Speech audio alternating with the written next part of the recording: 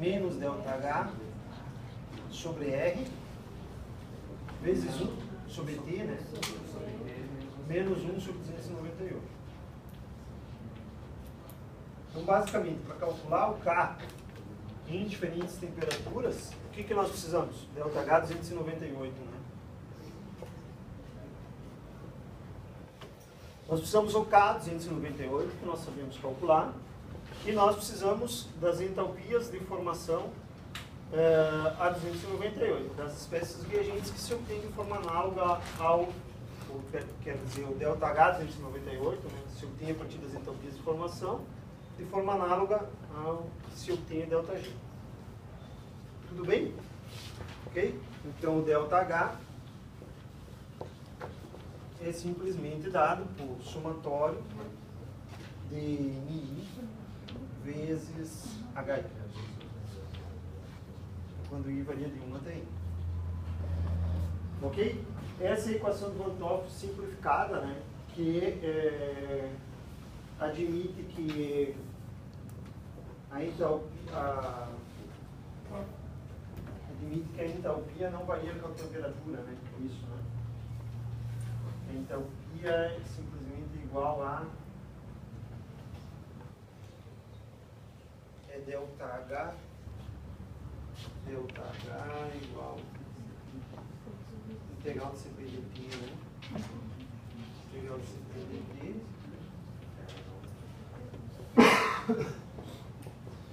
Simplesmente CP, o ΔCP não varia com as temperaturas, né? Certo? Sendo que ΔCP também é dado por isso aqui. ΔCP também é dado por isso aqui. É CP, NI vezes CPI. Quando I varia de 1 até I. Né? Então, simplesmente o que a gente tem é... O que desapareceu? ΔCP igual a 0, né? Isso, né? ΔCP era igual a 0 e daí simplesmente a gente tinha que ΔH era igual a H menos H é igual a entalpia 298, que é a mesma coisa que ΔH igual a ΔH 298. No final das contas, é a mesma coisa. Né? Então, com essa simplificação, a gente chegava numa expressão de K que não dependia de CP. Né? Okay?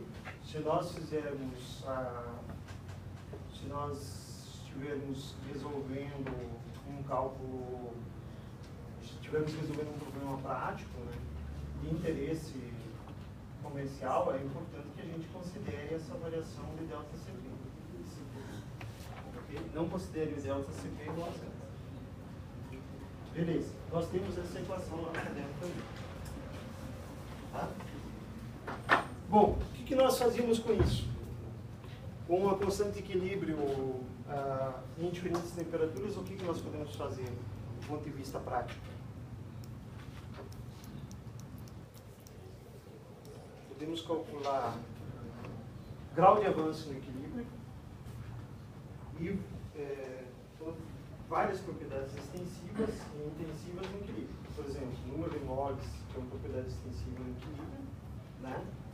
E podemos calcular também propriedades intensivas como pressão parcial, pressão molar e concentração no equilíbrio. E podemos também calcular a conversão no equilíbrio, certo? Que é a máxima conversão possível. Então, isso é fundamental no projeto de reatores. Né? E sabendo a condição de temperatura e pressão e as concentrações iniciais, a gente sabe, então, qual é a máxima conversão que a gente vai obter naquele reator a partir de cálculos termodinâmicos. Ok? Então, não precisamos conhecer a cinética, né? Tá? Ok? Beleza. Como é que você fazem esses cálculos? Bom, basicamente, o que eu recomendo que vocês façam é o seguinte. Vocês utilizem um procedimento padrão para fazer qualquer um desses cálculos que eu falei. Tá? O que vocês vão fazer sempre é calcular a constante de equilíbrio primeiro. Vocês precisam ter a constante de equilíbrio. Então, digamos que vocês queiram calcular, por exemplo, uma conversão numa determinada temperatura. Vocês precisam ter a constante de equilíbrio nessa temperatura. Tá? Aí vocês vão sempre, não importa se é reação em fase gás, se a reação for em fase gás, vocês vão dizer que K igual a KY vezes RT na delta N. Acho que é isso, né? Observem se é isso. RT na delta N. K igual a KY vezes RT na delta N. É isso, né? Para reação em fase gás e para reação em fase líquida, simplesmente K igual a KX. É P na delta N? Isso, é P na delta N. RT é para o KC, né? K igual a KC vezes RT na delta N. É o KY vezes P na delta N. No caso de reações em fase líquida, K igual a KX. Ou então K igual a KC vezes RT na menos delta N. Acho que é isso. Não, K igual a KC vezes C na menos delta N. K igual a KC vezes C na menos delta N, ou então K igual a KX. Tá? Beleza. Então, ou seja, vocês sempre vão calcular, vão relacionar a constante de equilíbrio. Tinha outras equações aqui, né? K igual a KP, K igual a KP também, e K igual a KC vezes RT na delta N. Tá? Okay? E aqui para fazer líquida tinha que K igual a KC vezes C na menos delta N. Mas não importa, o que vocês precisam é simplesmente isso aqui. E eu recomendo que vocês façam isso. Sempre utilizem, relacionem a constante de equilíbrio como sendo uma função rigorosamente das atividades com KY. Tá? Ou seja, com o produtório das frações molares elevado nos seus respectivos coeficientes estequiométricos. Produtório das frações molares, isso. Tá? Por que eu recomendo que vocês façam isso? Porque daí vocês sempre terão o mesmo procedimento. E é o seguinte, vocês têm esse K aqui, né? Não importa o que vocês queiram fazer, observem como sempre vocês vão chegar partindo daqui ou daqui, dependendo da reação ser em fase gás ou líquida, vocês vão sempre chegar em tudo que vocês querem. Vamos imaginar o seguinte, vocês têm o K, vamos imaginar a reação em fase gás. Vocês têm o K, tá? Que foi calculado pela equação de Van 't Hoff na temperatura desejada. Aí vocês querem calcular o grau de avanço. Olhem como é fácil. O que vocês precisam saber? Primeiro, vocês têm que conhecer a pressão, obviamente, porque ΔN pode ser que seja diferente de zero, né? Se ΔN for diferente de zero, então vocês vão ter que colocar aqui a pressão, tá, do sistema. Beleza? Que pressão que vocês vão usar? Sempre em ATM, né? Lembram, porque na hora de definir as atividades, nós consideramos como estado de referência a fugacidade no estado de referência foi calculado a pressão atmosférica, né? a uma TM. Lembram disso? Fugacidade na atividade é a fugacidade da espécie I dividido pela fugacidade da espécie I no estado de referência. E o estado de referência era gás ideal à pressão atmosférica. E daí nós botamos P igual a 1 lá. Então nós temos que usar P também nessa equação igual em ATM. Tá? Beleza. Daí o que nós vamos ter? Vamos ter um número aqui, vamos ter um número aqui. Certo? E aqui o que vai ficar? O que é isso aqui, KY? KY simplesmente é o produtório das frações molares das espécies reagentes elevadas nos seus respectivos coeficientes estequiométricos. Então, por exemplo, se nós tivermos uma reação A dando B, reversível, né? A dando B reversível. O que vai acontecer? Eu vou ter simplesmente que K, que eu conheço, eu vou imaginar que P é igual a 1 ATM. Tá? Bom, aqui também não importa porque ΔN é zero, né? Então eu vou ter K, que eu conheço, que é igual a quê? Fração molar de B elevado na 1, né? Produtório das frações molares elevado nos seus respectivos coeficientes estequiométricos. Então, fração molar de B elevado na 1, fração molar de A elevado a menos 1. Ou seja, tem YB sobre YA. Certo? Tudo bem? Ok. 1 elevado na ΔN dá 1. Ok? O que eu disse que nós queríamos calcular? Eu falei alguma propriedade em particular? Não? Grau de avanço. Grau de avanço, beleza. Vamos supor o grau de avanço. Eu vou pegar e vou simplesmente, eu sei que Y, eu vou pegar e vou escrever o número de moles de cada uma das espécies reagentes em função do grau de avanço. Sempre. Tá? Então o número de moles da espécie A simplesmente é o número de moles inicial da espécie A, que eu preciso definir, porque a condição inicial interfere no cálculo de equilíbrio, né? Menos ni A vezes que si. Nesse caso, ni A é 1, né? Então, simplesmente menos que si. E o ni B, que é igual a quê? NB0 mais que si. Tá? Se eu somar o número de moles de A e B, eu tenho o número de moles total, que é quanto? NA0 mais NB0. NA0 mais NB0. Eu não tenho variação do número de moles aqui, né? É sempre constante, né? Ok? Porque a reação é 1 para 1, né? Ok? Tudo bem? Aí eu sei como definir a fração. O que é a fração molar de B? Observem que eu estou escrevendo NA em função do grau de avanço e NB também. E N também em função do grau de avanço. YB o que é? É simplesmente NB sobre N. E ambas essas variáveis são funções do grau de avanço. YA a mesma coisa, é NA sobre N. E também vai ficar uma função do grau de avanço. Então, no final das contas, o que eu vou ter aqui? K como sendo uma função do grau de avanço. Né? Tudo bem? Que normalmente vai gerar uma expressão, uma equação algébrica não linear. Eu resolvo essa equação algébrica não linear e acabou a história. Eu tenho o grau de avanço. O grau de avanço determina todo o resto. Então sempre vocês vão fazer isso. Sempre. Vocês vão escrever K em função de KY. Daí você substitui o KY por uma função das frações molares. Aí vocês escrevem o número de moles de cada espécie de reagente, em função do grau de avanço, né? E depois substitui as frações molares por essas funções do número de moles, que por sua vez são funções do grau de avanço. Daí você gera o grau de avanço. Daí vocês, com o grau de avanço de equilíbrio, calculam todo o resto que for necessário. Por exemplo, digamos que vocês acabaram de calcular o grau de avanço e agora vocês querem calcular a fração molar. O que vocês fazem? dA é número de moles de A sobre o número de moles total, que são ambas funções do grau de avanço, que é uma função do grau de avanço. Bota o grau de avanço lá, acabou a história. Quer calcular YB? Mesma coisa. Isso sobre isso é uma função do grau de avanço. O número de moles iniciais eu conheço, por cada espécie de reagente. Digamos que quero calcular a pressão parcial, dA. O que é a pressão parcial dA? É a fração molar de A, que eu sei calcular, acabei de dizer como, vezes a pressão total, que eu conheço também. Quero calcular a concentração dA. Como é que eu calculo? Concentração dA, daí eu tenho que fazer, vocês podem lembrar de cor, ou então a gente simplesmente faz isso. Né? Vem a equação dos gases ideais, PV igual a NRT, né? Eu sei que YI é igual a NI sobre N, então eu posso substituir aqui o N por NI sobre YI, né? Vezes RT, certo?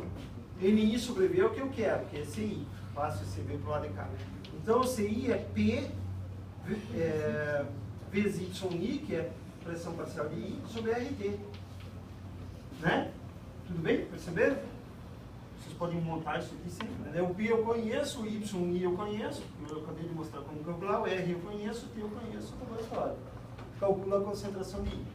Aí, digamos que eu queira calcular a conversão do reagente limitante, do equilíbrio. Como é que eu calculo? Conhecendo o grau de avanço. Então vejam bem, eu já mostrei como calcular o grau. Primeira coisa que a gente vai fazer é calcular o grau de avanço. Com o grau de avanço, a gente calcula o número de moles. Com o número de moles, a gente calcula a fração molar. Com a fração molar, calcula a pressão parcial e calcula a concentração de cada espécie de reagente. O que faltou? Que é de interesse? Calcular a conversão de equilíbrio do reagente limitante. Né? Como é que a gente calcula a conversão de equilíbrio no reagente limitante? Muito fácil. Vou riscar isso aqui. Todo mundo sabe isso, né? Está lá no caderno. Como é que eu calculo? Então, conversão de equilíbrio em função do grau de avanço. Muito simples, pessoal. Só tem que lembrar do conceito de grau de avanço. O que é grau de avanço? Grau de avanço é o número de moles de uma espécie I menos o número de moles inicial dessa espécie I dividido por Ni, certo? O que é a conversão do reagente limitante? Vou dizer que é uma conversão ou conversão de um reagente qualquer. É o número de moles inicial de I menos o número de moles de I depois de um certo tempo de reação, que é, no caso, o equilíbrio, né? Em cálculos de equilíbrio, dividido por NI0. Então, observem o seguinte, que isso aqui, observem que, perdão, que NI menos NI, que NI menos NI0, NI menos NI0, é igual a menos NI0 vezes XI. Diga, Douglas. Reversível? Aliás, irreversível. Tá, então isso que é porque no início eu apresentei lá que as conversões elas poderiam ser definidas de forma diferente para reações reversíveis e irreversíveis, né?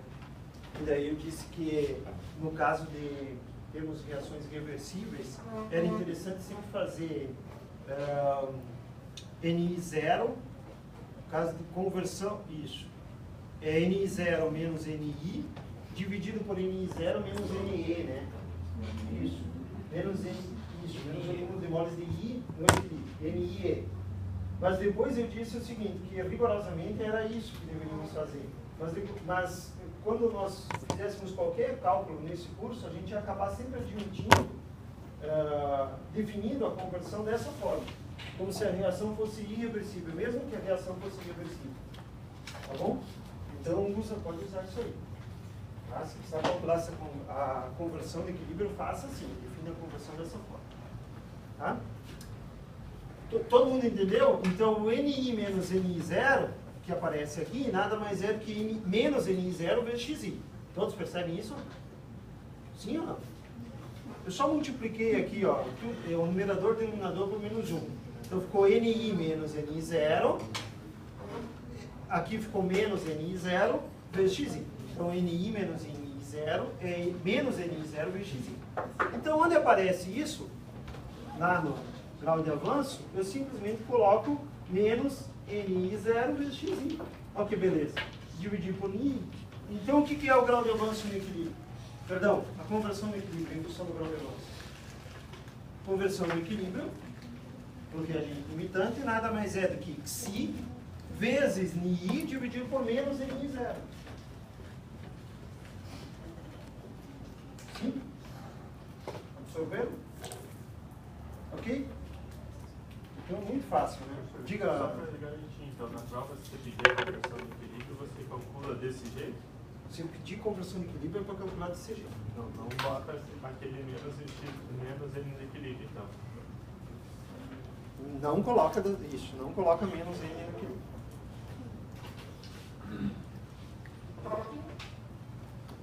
Tá bom? Tudo bem?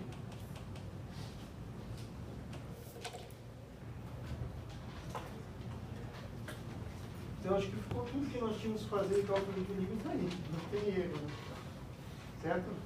Claro que lembro que existia, por exemplo, teve um problema que era particularmente difícil, que é quando a gente tem mais de uma reação ocorrendo simultaneamente, né?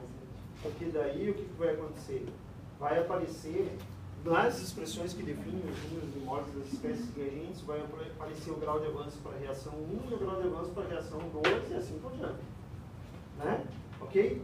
E daí nós vamos cair num sistema, daí nós vamos obter um K, definir o K1, que é a constante de equilíbrio para a reação 1, em função de índice 1 e índice 2, e o K2 como sendo uma função também de índice 1 e índice 2. Então a gente cai num sistema de equações algébricas não lineares, e daí demanda a solução por Newton.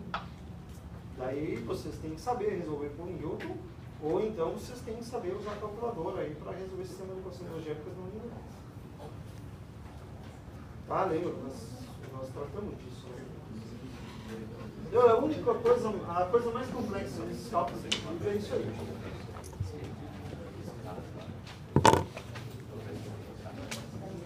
Todos entenderam? O que eu vou fazer se eu tiver que calcular essas coisas essas propriedades todas que eu falei para a reação em fase líquida? Faço a mesma coisa. Só que aqui tem Kx. K igual a Kx. Então bota a constante de equilíbrio aqui. Kx também é produtório das frações molares das espécies reagentes, elevado aos seus respectivos coeficientes estequiométricos, só não preciso multiplicar por P na ΔN. O resto é tudo igual. Então não usem a equação que eu coloquei lá, K igual a KC vezes C na mesma ΔN. Não usem a equação em termos de concentração, senão vocês vão acabar se atrapalhando.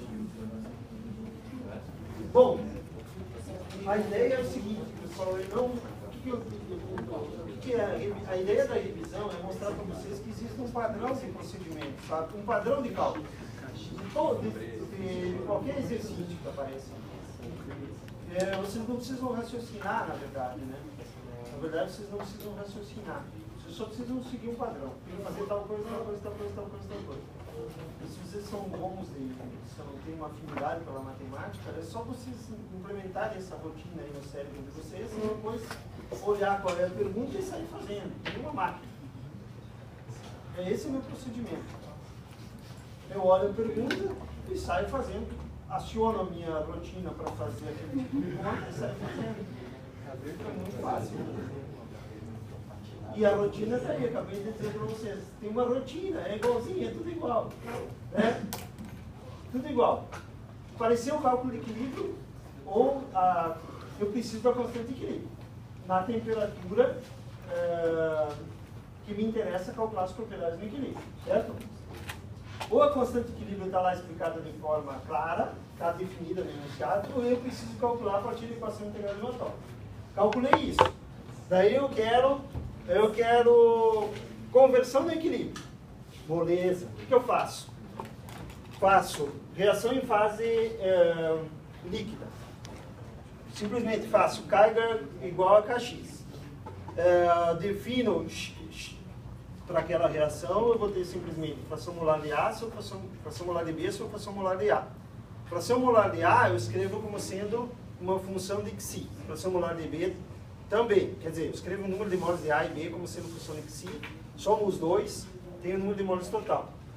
Como as frações molares são funções dos números de moles, no final das contas eu vou ter frações molares de A e B em função de Xi. Certo? Determino Xi substituindo aqui XA e XB pelas funções em função do grau de avanço, determino o Xi, né? E com o Xi, volto aqui, coloco aqui, o Ni e I eu tenho, é só saber qual é o reagente limitante, tenho o Ni zero, determino a conversão do equilíbrio. Certo? Agora digamos que eu não quero a conversão do equilíbrio, quero pressão parcial. Faz mal. Calculo a conversão do equilíbrio primeiro. Calculei a conversão do equilíbrio, vou ter o número de moles. Tenho o número de moles, tenho as frações molares. Certo? Acabou a história. Se eu quiser a pressão parcial, pego as frações molares e multiplico pela pressão total. Então o que eu preciso fazer sempre é relacionar K com KY ou KX, tá? Por essas duas equações, calcular o grau de avanço primeiro. Com o grau de avanço eu faço todo o resto que for necessário. Tudo bem?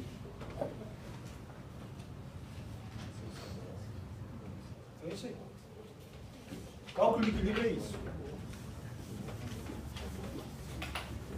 É muito fácil.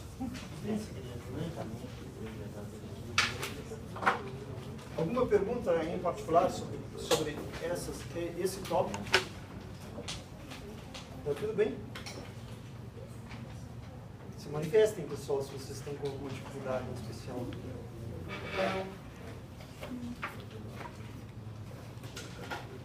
Não fiquem esperando um milagre, viu? Que não vai acontecer. Vocês sabem disso. Eu não quero que vocês fiquem assim...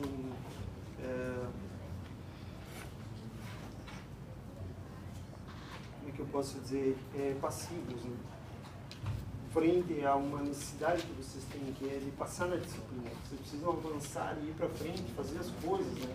Não ficar esperando um milagre ou simplesmente ir de forma automática fazendo as coisas, né? Vocês precisam reagir. Diga. Se a gente cair numa equação de terceiro, quarto grau, a gente pode resolver com HP e colocar só o resultado do Psi? Provavelmente vocês não vão cair numa equação de segundo grau, tá? Vocês vão cair numa equação mais complexa. Talvez Então, o que vocês têm que fazer? Vocês podem, assim como vocês resolvem sistemas, por Newton, né, o Newton modificado, vocês vão resolver uma única equação algébrica não linear por Newton-Raphson. Então eu vou dar lá a estimativa inicial e vou dizer, ó, calculem, porque se vocês têm uma equação de 4 graus, vocês podem cair, se vocês ficarem com tiverem a liberdade de dar o chute inicial da raiz, vocês vão acabar convergindo para raízes diferentes. Então eu vou sugerir qual é a estimativa inicial. E vou sugerir que vocês façam por Newton-Raphson. Vocês podem fazer por qualquer outro método. Mas eu vou sugerir a estimativa inicial para que vocês convirjam para a raiz de interesse. Então vocês vão achar outras raízes quaisquer e vão ficar desesperados, né? Começa a achar uma raiz. No caso de Xi, o que pode acontecer?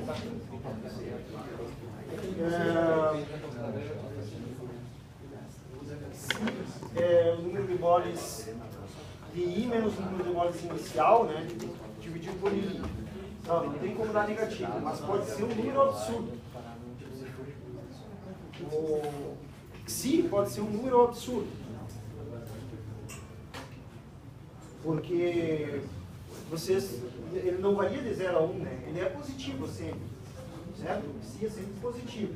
O grau de avanço é sempre positivo, mas ele pode variar de 0 a infinito, né?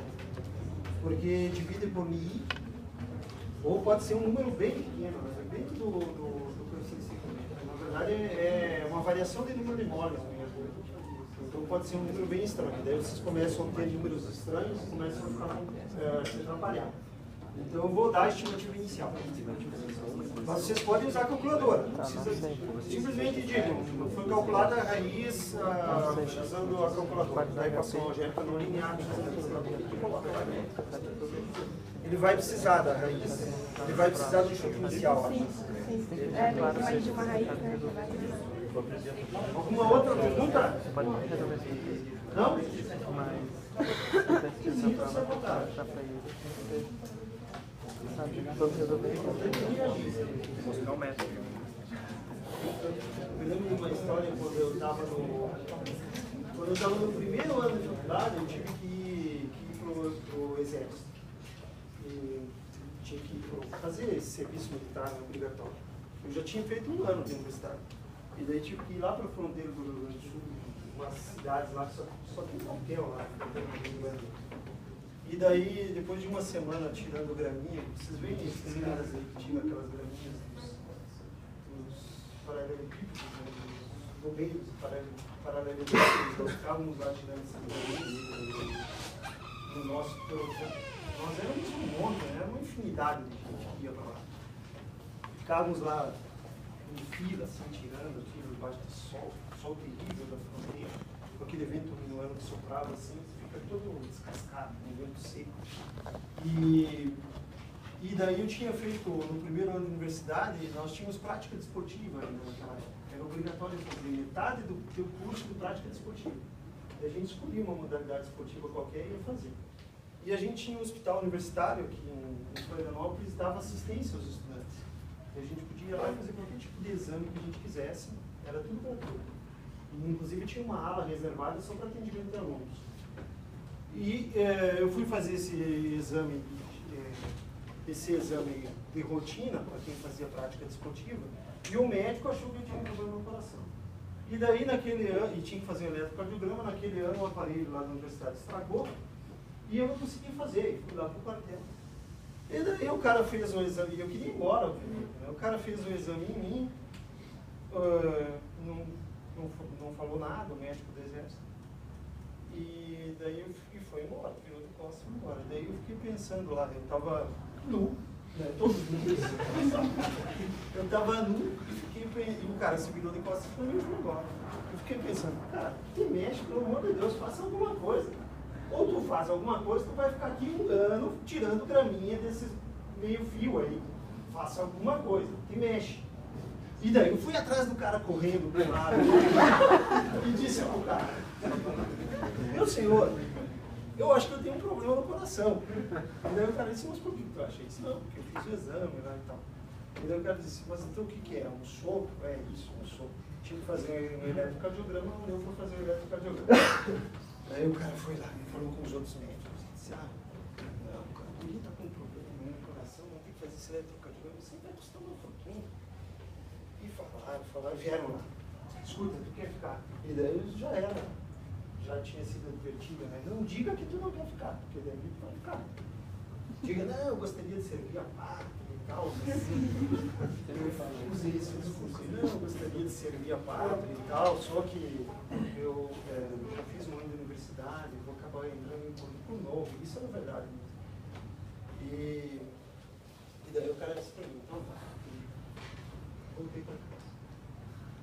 Resumo, eu sempre conto essa história porque a gente tem que reagir, a gente não pode ficar assim esperando que as coisas, sabe, se resolvam por si só. Elas não vão se resolver. Nenhum milagre vai acontecer. Raramente isso acontece. Ou vocês fazem acontecer, ou vocês estão mortos. Assim é a vida. Vocês querem fazer o quê? Fazer acontecer ou morrer daqui a uma semana? É muito clara a opção que vocês têm aqui. Tá? Então reajam. Não entenderam? Perguntam. Tudo bem? Tudo bem? Ok, vamos embora. Continuando. Então, cálculo de equilíbrio. Tudo que é convencional, que é o que eu falei aqui, eu admito que você sabe. Tá? Tudo que é convencional, que é o que eu falei aí, eu admito que vocês sabem. Tudo bem? Então eu vou admitir que vocês vão perder pontos, eventualmente, em coisas excepcionais. Alguma coisinha excepcional que aparece que é diferente do que eu falei. Tá bom? Beleza. Interpretação de dados cinéticos em reator descontínuo ideal. Aqui, o que nós temos simplesmente é o seguinte. Se nós temos um balanço material para um reagente limitante, num reator descontínuo, então, partindo da equação que entra, menos o que sai, menos o que é consumido, é igual ao termo de acúmulo, nós vamos chegar à seguinte expressão. O que entra no reator descontínuo? Nada. Reator batelada não entra nada. O que sai? Não sai nada. O que é consumido? O que é consumido menos o que é consumido, que é menos RA vezes V. Sendo A o reagente limitante. Tá? O que é igual ao acúmulo? O que é igual aqui? DNA de T. Então, o que eu tenho, pessoal? Observem, se eu passar esse V para o lado de cá, eu tenho aqui 1 sobre V, DNA de T, é igual a RA. É ou não é verdade? O que é isso aqui?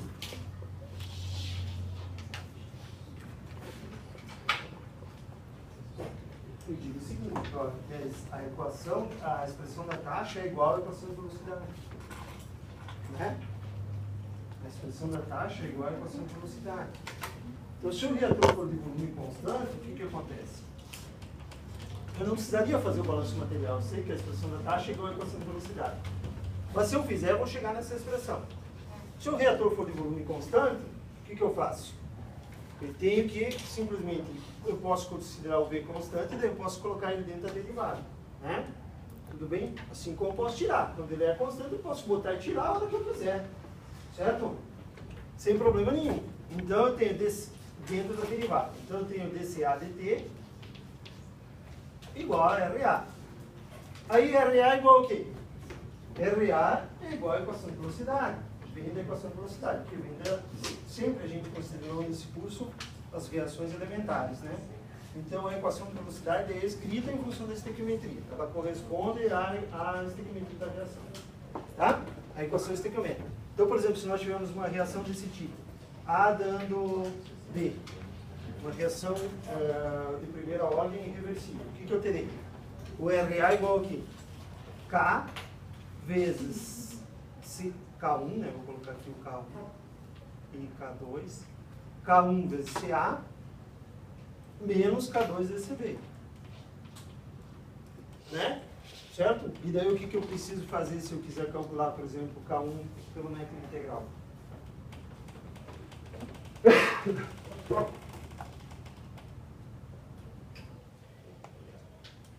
Processando.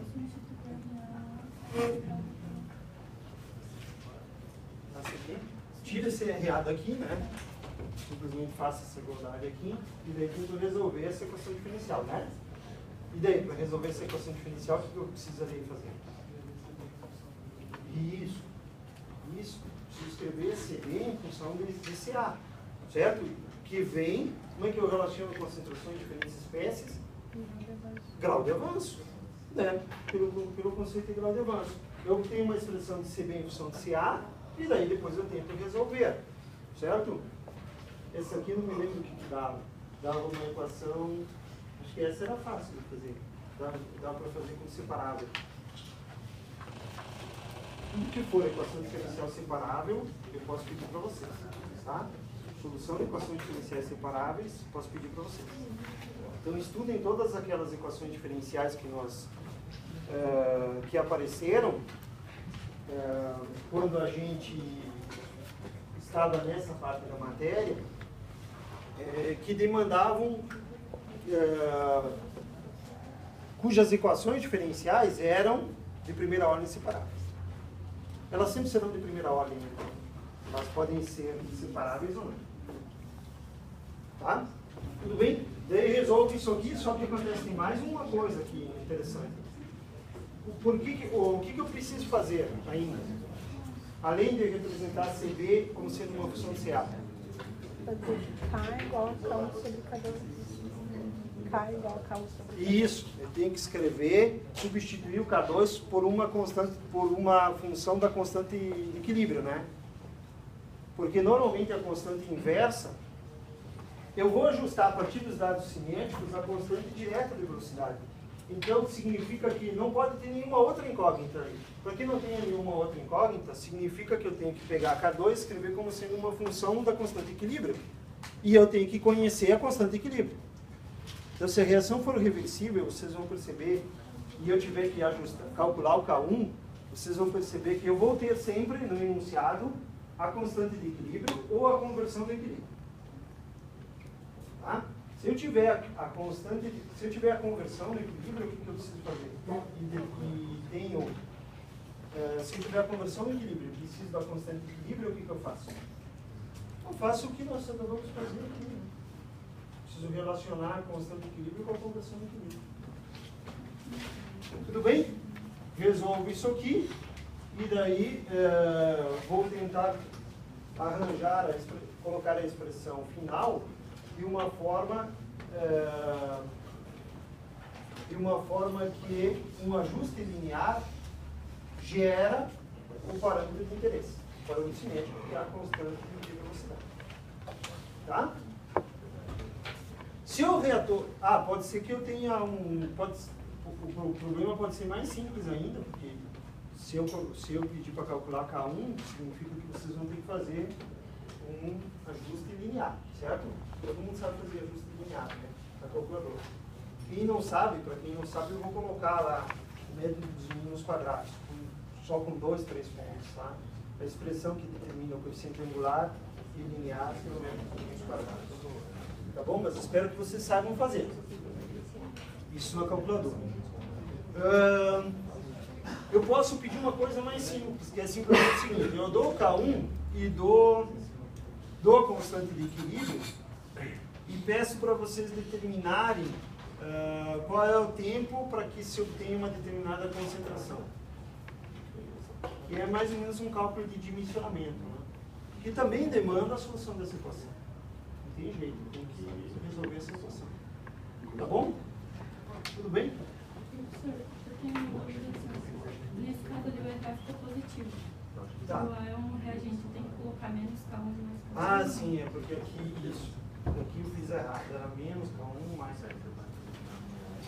Porque eu defini o RH positivo, né? Então tá certo. Menos K1, porque aqui contribui para a diminuição da concentração. Esse termo contribui negativamente, contribui com uma variação, uma queda da concentração, né? Então tem que ser negativo. Né? E esse termo contribui para que tenha um incremento da concentração de água. Né? Então, como eu defini esse ACT positivo, eu tenho que colocar aqui menos certinho. Ok, agora imaginemos uma situação em que eu quero fazer as mesmas coisas que eu acabei de falar, mas o reator é de volume variável. Quando que o reator é de volume variável? Quando eu tenho reação em fase de gás, com variação no número de moles total, pressão constante. Beleza. Ok. Então, nesse caso do reator ser de volume variável, o que eu faço? Eu volto na expressão original, escrevo V como sendo o quê? V0 vezes 1 mais YA. Certo? Tudo bem? Todos perceberam? Escrevo V como sendo, eu vou ter aqui 1 sobre V0 vezes 1 mais YA. O que vai acontecer com o NA? O NA é NA0 vezes 1 XA, né? Então eu vou ter simplesmente menos NA0 vezes dXA sobre dt, que é igual ao quê? A K, a menos K1 vezes o quê? Agora eu não boto mais CA, lembra? Quando eu tenho variação do volume da mistura reacional, eu trato CA como sendo NA sobre V.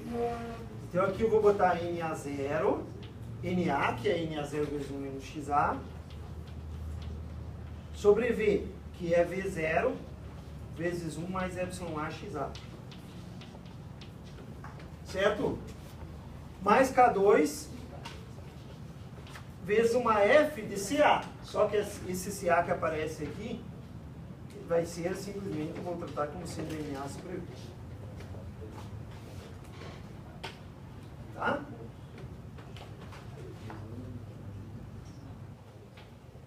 Tudo bem? E claro que daí provavelmente eu vou cair numa expressão, uma equação diferencial mais difícil de ser resolvida, né? Ok?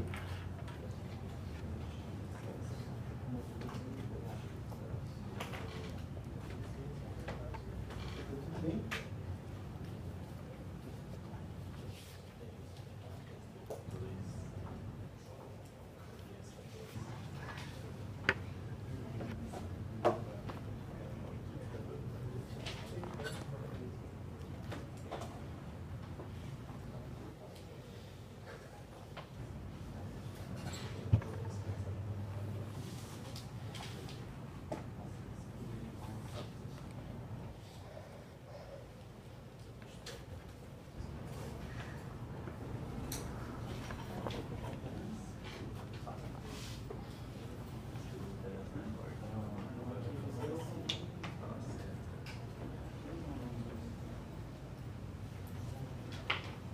Pessoal.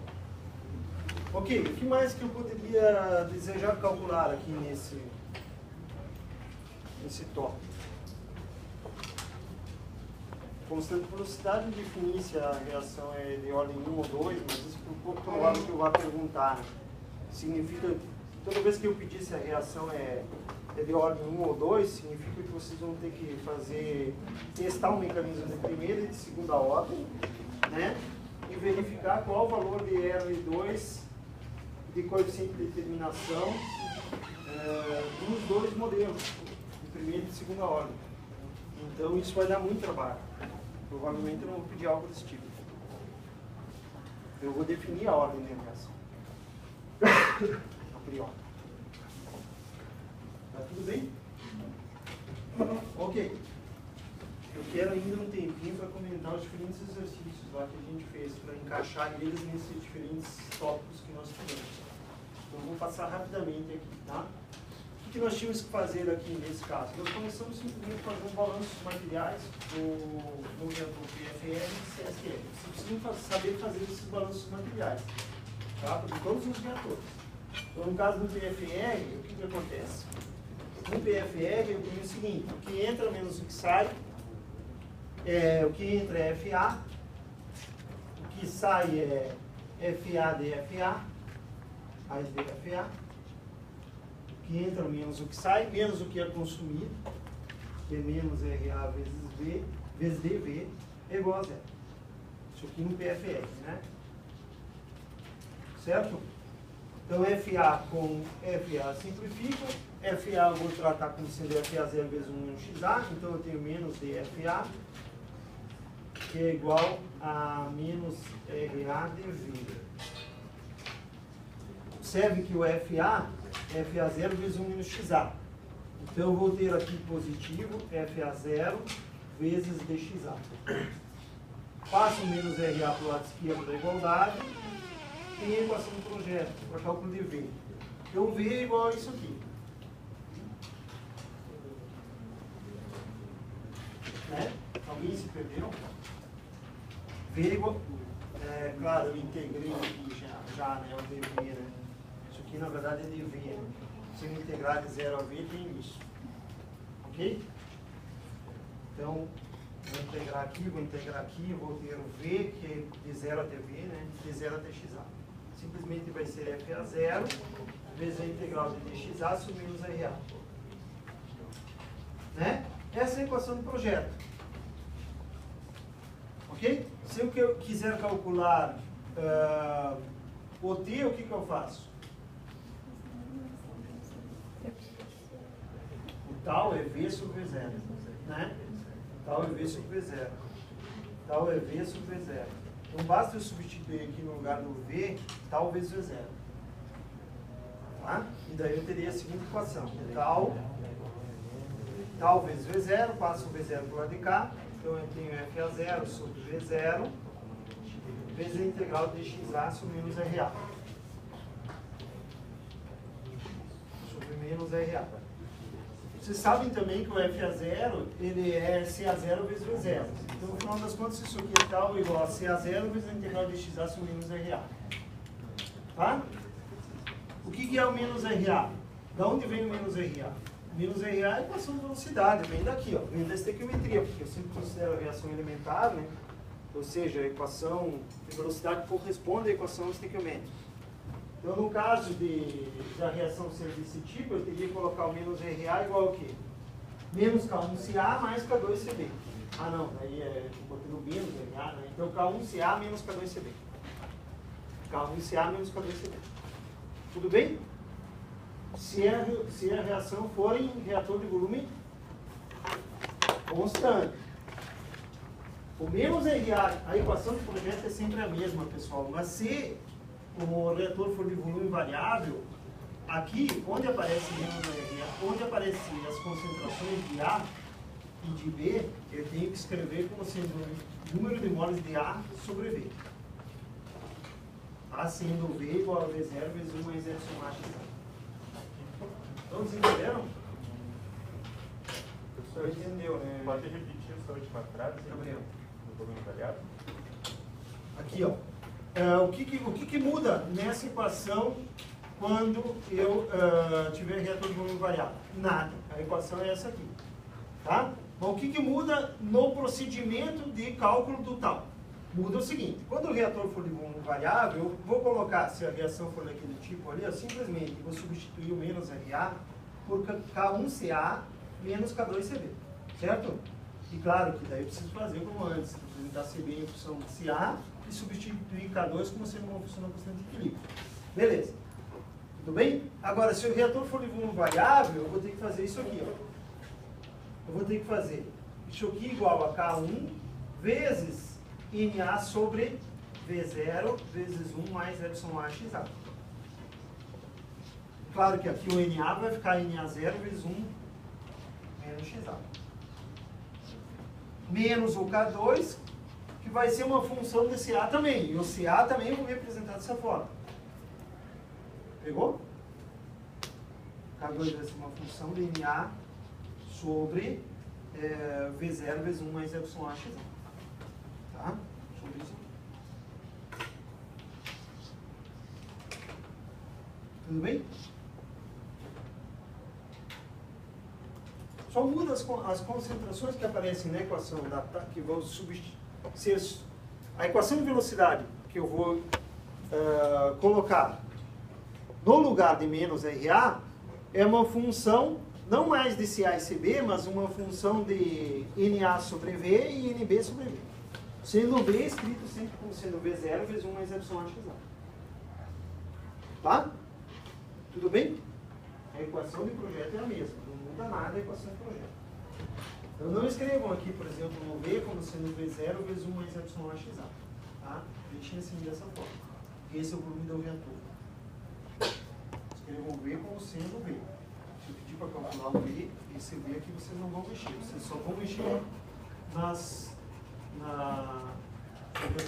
no volume variável, vocês só vão mexer na concentração que aparece quando a gente escreve a expressão da taxa em função das concentrações. Que não vai mais ser CA e CB, vai ser NA sobre o V0 vezes 1 mais epsilon x. Todos entenderam? De forma clara? Tudo bem?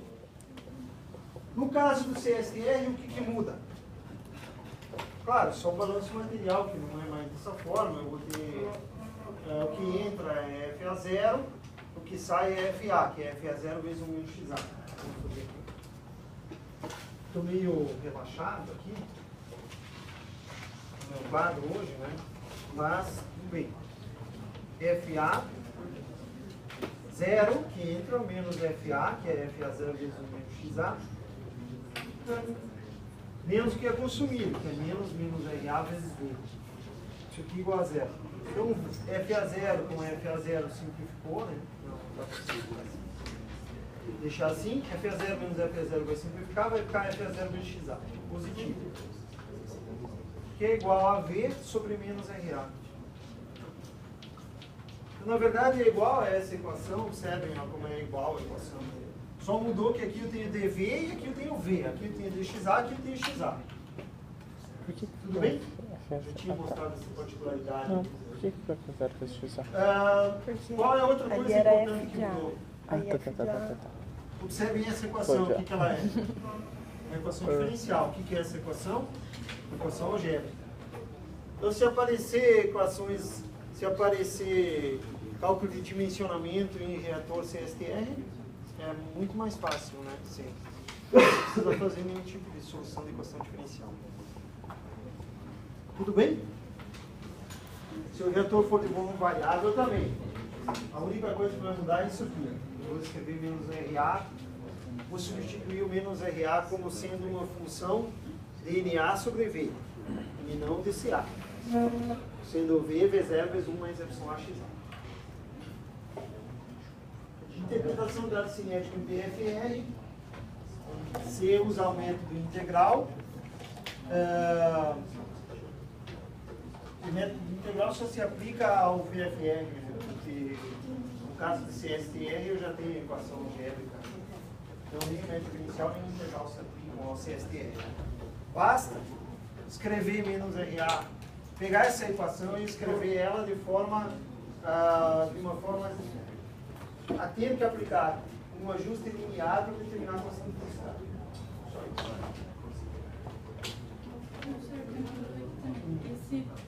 Esse V0 que aparece no volume variável não é uma velocidade que ela pode integrar, né? Esse V0 é o volume do reator. É o volume do reator. Tá.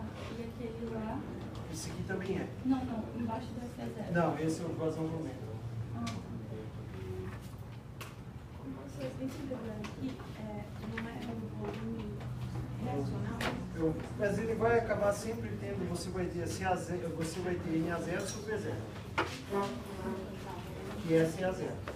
É o volume do reator.